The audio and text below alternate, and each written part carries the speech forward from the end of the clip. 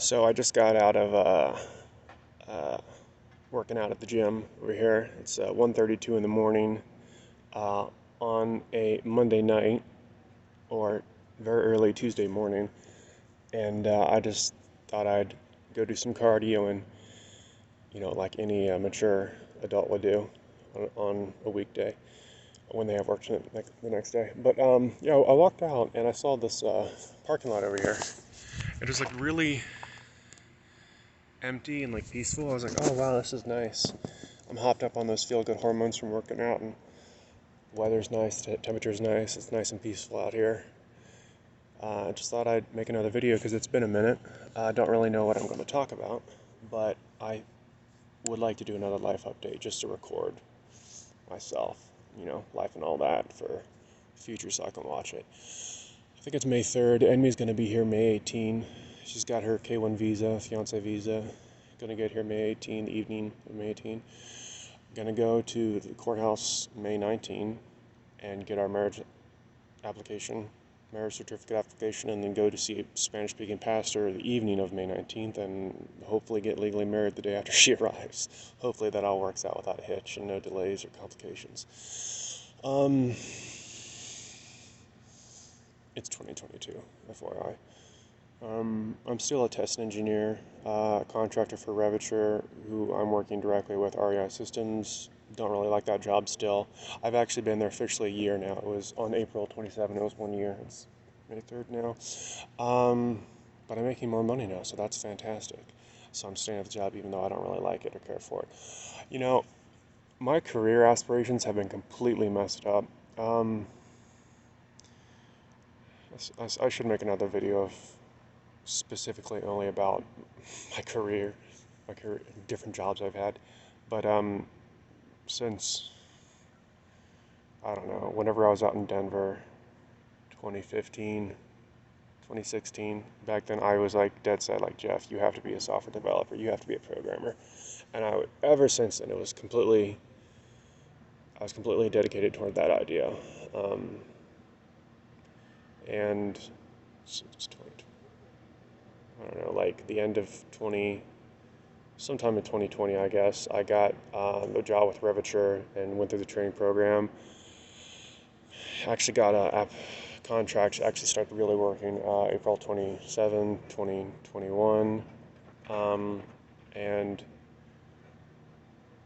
started working as a test engineer. Didn't like it, but I was actually writing a little bit of C# code for UI test automation, testing the UI of web applications, and I was actually writing some code. I was like, wow, it isn't really what I wanted, but I'm writing some code and getting paid for it. I was like, okay, this is great.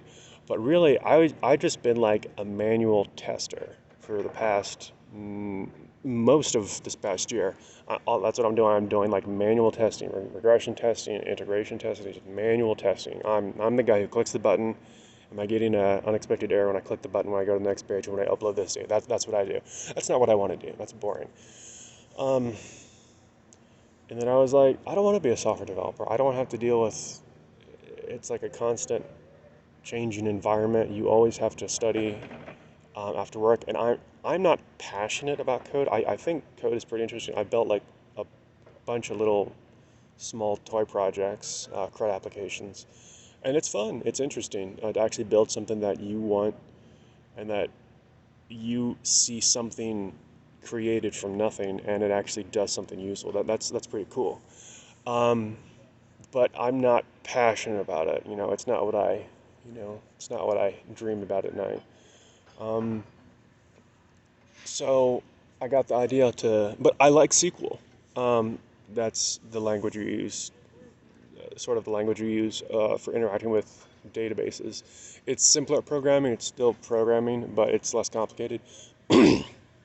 You deal with data a lot more, and I find that more interesting. And I was like, okay, I don't want to be a software developer necessarily. I want to be a data engineer, database engineer, something like that. And I was like, okay, I can still do that. And I would enjoy that more, I think, than what I'm doing now, and more than me just being a straight up software developer. But, yeah, you still have to study after work. And there's just additional stuff. There's doing your job, then there's learning skills to do your job, and there's learning new skills to continue doing your job, because once you learn it, whatever it is going to change in 5 years, or it's going to slowly mold. So you always have to like stay on top of new tech. Not as much as a software developer, straight up software developer, but yeah. But I had the crazy idea to just be a business analyst, and I've been researching that, and it's kind of crazy because ever since like 2015, 7 years ago, 6-ish years ago, um, my goal has just been be a programmer, be a software developer. And here, I'm coming full circle. I haven't decided what to do, but probably it's gonna happen, I think. And it's just kind of hard to think about because 7 years of effort, or just 7 years of, or 6 years of refusing to take other jobs because they weren't involved in tech or programming.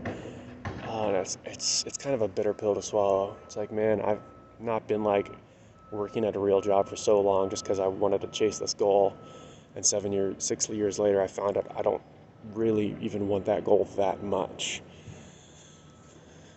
You know, when I was a teenager, kid, whatever, when I was college, especially when I was college, I feel like a lot of college students, they want to live an ideal life, living an optimized life, a perfect life. But really, once you get out there and actually start working, it's really much more just about survival. It's not about optimizing. It's not about marrying the perfect person, having the right job, having the perfect career. It's a lot more just about survival. Can you pay your bills? Can you rent? Do you are you tired of living with your parents or your family? You know. Um, but that's a struggle we all deal with. But okay, that's me rambling on for a bit about job stuff. So I may be a BA, but I think I may like that more. I think being a project manager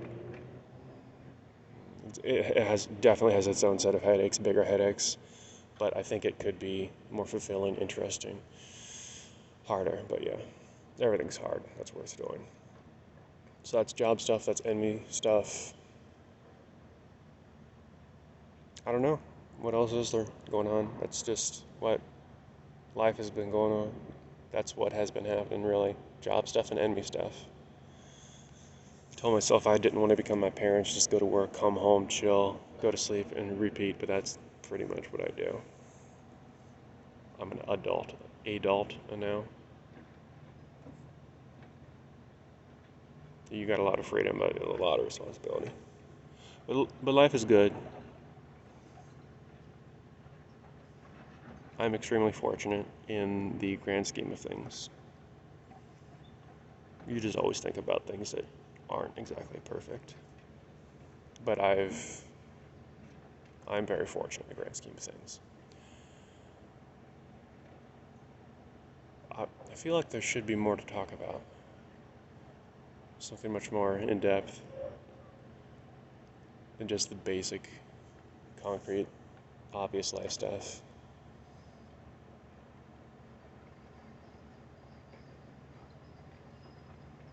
Other things I've been thinking about, if I'll just try and be honest and vulnerable, even if I don't communicate my ideas very well.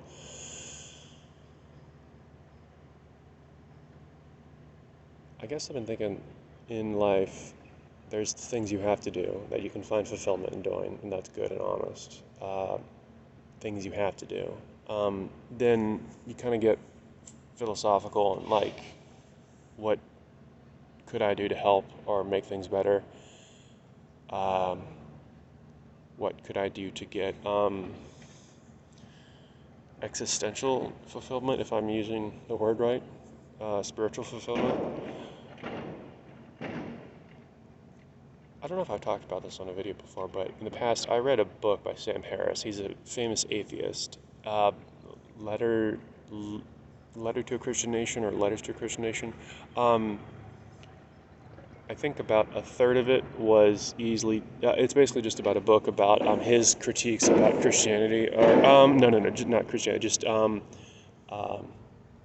believing in a higher power, in a way of saying. Anything except atheism, I guess. And It was, I'm glad I read it. It was insightful. It helped me to understand the other perspective because I'm a Christian.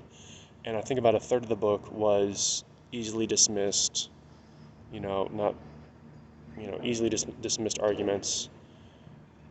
Maybe about half of it was that, and the other half was actually good criticisms. He asked good, solid questions that I don't have answers for, that I think most Christians, or um, any flavor of people who believe in a higher power have answers to. Well, you can have answers to, but not very satisfying answers. Why is there pain in the world if God is, a loving creator? Things like that. Um, why do innocent children suffer? Things like that. And that's an extremely good question. Um, but so, what I would like to do is, for my own development, spiritual fulfillment, satisfaction, whatever, I think I would like to write basically just a group of essays about these questions: why is there pain in the world? And many people have done this before me, so I'm not going to change the world by doing this, but it would be satisfying for me and fulfilling for me to just basically write to take a question, a critique of, non-atheism, and write a response to it and compile that and just have a group of essays, I guess they'd be. And I think that would be existentially fulfilling, if I'm using that phrase right. So that's what I'd like to do. Become a bit of a philosopher, because in life, I don't want to become, the average adult, even though I am. Wake up, work, have a few hours of downtime, family time, leisure time, go to sleep, and repeat. Um, that's boring, but it's also necessary. It's what life is. And it's good to stay busy, but I think I'd like more than that, to actually kind of ask hard questions. Just to be a bit of a philosopher. What is that super corny phrase? Um, the unexamined life isn't worth living, or something like that. But, corny phrases are corny because they're used so often. They're used so often because they probably have some truth to them. I think that's true. Like, is the unexamined life worth living? I'm leaning towards no. You don't want to be a lamb, a sheep, whatever, just led blindly by a shepherd. You know, everyone should take time to be a bit of a philosopher, just ask questions, critique themselves, examine their own bias, things like that. Yeah, I don't know what else to talk about. Just chilling here, 2022, May 4, in Amelia, Ohio, after doing cardio at the gym. Got to wake up in less than 8 hours to go to work.